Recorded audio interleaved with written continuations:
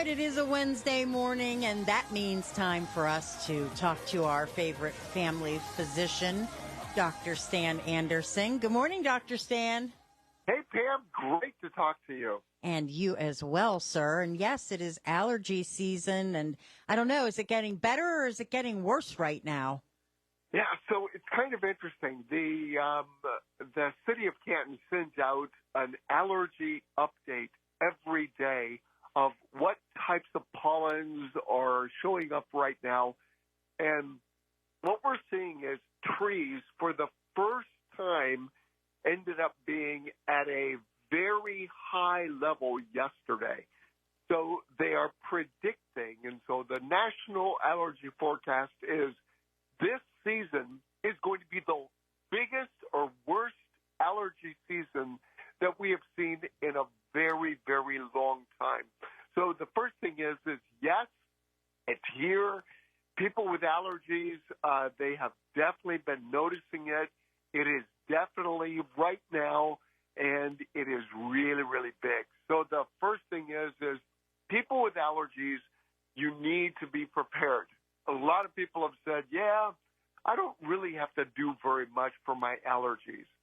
This year, if you have tree allergies, and again, remember, a person can have different types of allergies, and they affect people at different times of the year. So spring allergies are traditionally trees. We see the elm, the maple, the birch, and we're going to be ending up seeing almost all of the other trees are really going to be manifesting themselves. So if you've been sneezing, if you have dripping, if you have a lot of drainage, it may not be a long-time cold. You might want to consider your healthcare provider because they can help you. So what we normally recommend is over-the-counter treatments first.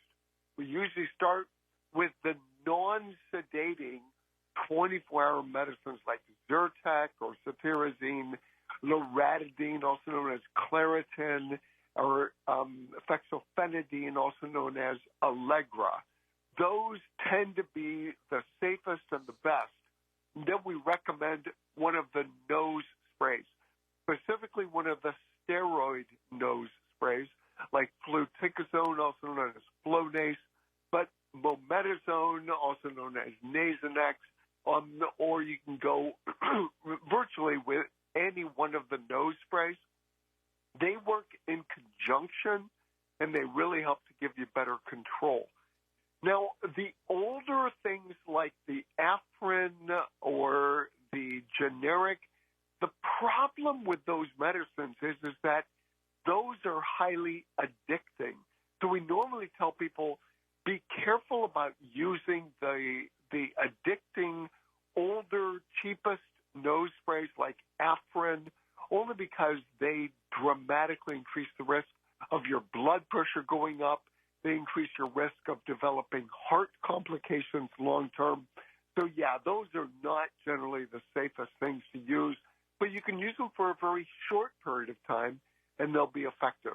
So really it boils down to, one, we recommend being careful, seeing your healthcare provider. We give people oftentimes a single one-time shot of cortisone. And cortisone seems to be really effective for helping people with allergy symptoms to get better control. It's simple. It's a single shot once. Oftentimes that works. But if your allergies are severe, we oftentimes will refer you to an allergist to get started on allergy desensitization.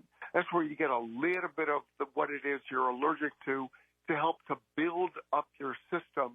Normally it's going to be started after your season is over. So just a big warning for people, if you've got a lot of congestion, a lot of drainage, a lot of sneezing, it's probably not a cold, it's probably allergies that are flaring up. You also had mentioned at one point for people can take something like every day, year-round. Is that still something that people could start doing now if their doctor? Yeah, absolutely.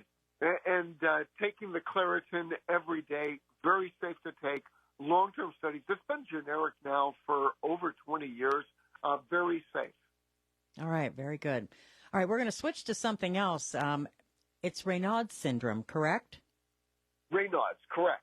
Yes. Tell me. My sister has this. I know how painful it can be, and I thought it was interesting. You said maybe you shouldn't live in Ohio if you have this. I have a lot of people, really nice people, who really suffer during the wintertime months. Raynauds syndrome is a condition where you end up getting, think of it as flatulation, so you end up getting clogging of the periphery, and it's exposure to cold. When you're outdoors, you end up getting your fingers and your toes, the extremities, they end up having blockages so that you end up dramatically increasing your risk for developing frostbite. So frostbite is where you end up getting decreased blood flow. It's very dangerous. So there's certain medicines that we use to try to help it. Medicines like verapamil, medicines like ACE inhibitors. They all work for somebody. So if you've tried one thing, normally what your provider is going to do is they're going to say, okay, well, then let's go to the next thing. If it is really severe, we oftentimes will refer to a rheumatologist. They're the ones that will oftentimes talk about going to the next level of treatment. Because what's interesting is this is one of those treatments that even medicines like Viagra makes a big difference with helping some people with this condition called Raynauds to help them to get better. But that's more of an extreme reaction that we would need to go with that.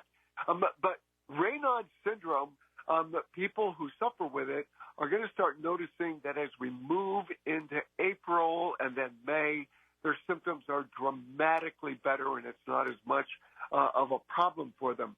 I jokingly tell people, I like being with you. I'm not trying to get rid of you, but you would not have nearly as bad symptoms if you lived in Florida or Arizona or one of the warmer climates. Then you wouldn't have nearly as much of this issue. So I jokingly sent to you the note that said people with Raynauds may not be best suited to live in Ohio or in the northern climes, only because what happens is their winter times, they are really going to suffer. And those are the people that should not be outdoor working if they can potentially avoid it. So being a ski instructor, that would not be what your sister should strive to become as she gets older. I'll tell you, the first time it ever happened to her, it scared the heck out of her, with her hands because she was like, what is happening to my hands? But now she just uses it as a good excuse to tell her husband they need to go to Florida all winter. Yeah, and that really does work. Yes. So if he's a good husband, he will listen to his wife, and he will come up with a strategy to make that work. That's right.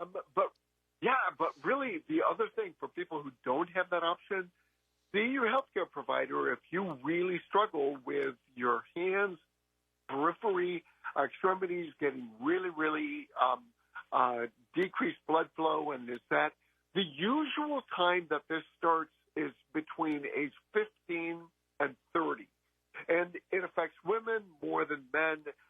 We think it's an autoimmune disorder. So in other words, your system is fighting something, and it's the way in which your system is.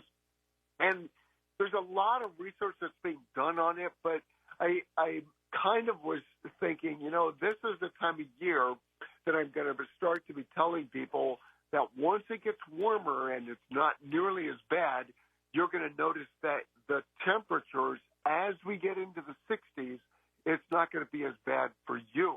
Now, there are some people that are severe. Those people, they need to stay on the medicine. That the 60s is not a high enough temperature for them. But Raynauds disease, Raynauds syndrome, is a major issue, and it can lead to frostbite where you lose your fingers, literally leading to gangrene and leading to all sorts of bad things with amputations. You don't want to go down that road. It's totally preventable, either with where you live or medicines that you take. But again, don't give up for people that are suffering with this and they tried one thing and it didn't work. There are literally dozens of different treatments that can be available, that can treat, that can really help people who suffer with this condition. All right, next Wednesday we'll be closer to the total solar eclipse happening, so we're going to talk a little bit about the dangers to avoid. Wow, we all are getting excited for that. How's that sound? All right, thanks, Pam. I look forward to it. Canton's Morning News with Pam Cook. If you missed one of our guests,